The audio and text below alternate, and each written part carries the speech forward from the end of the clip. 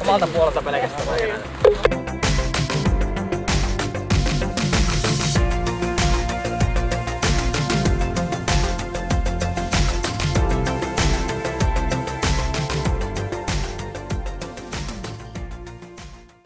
Ja ajatukset pää mukana pelissä. Paikoillenne valmiit, mennään!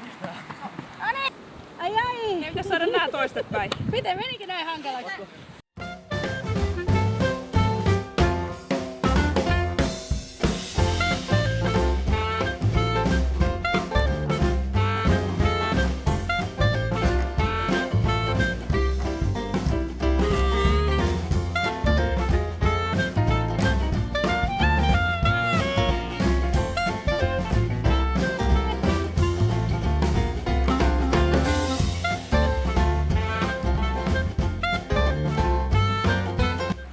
Koko ajan puski toi tuulikin rantaan.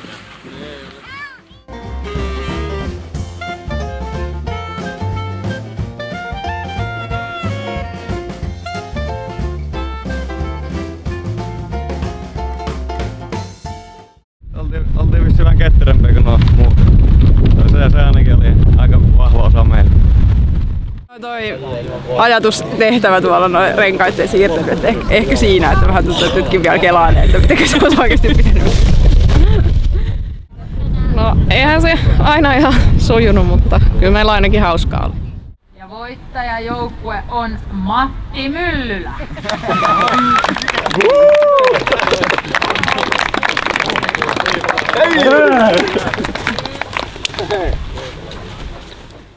Varmaan semmoisen murskaavan ylivoimakäsittely oli haastavinta, että koko aika oli niinku semmonen hirveä lento päälle, että miten sen saa piettyä yllä, niin se oli tähän päivän haaste.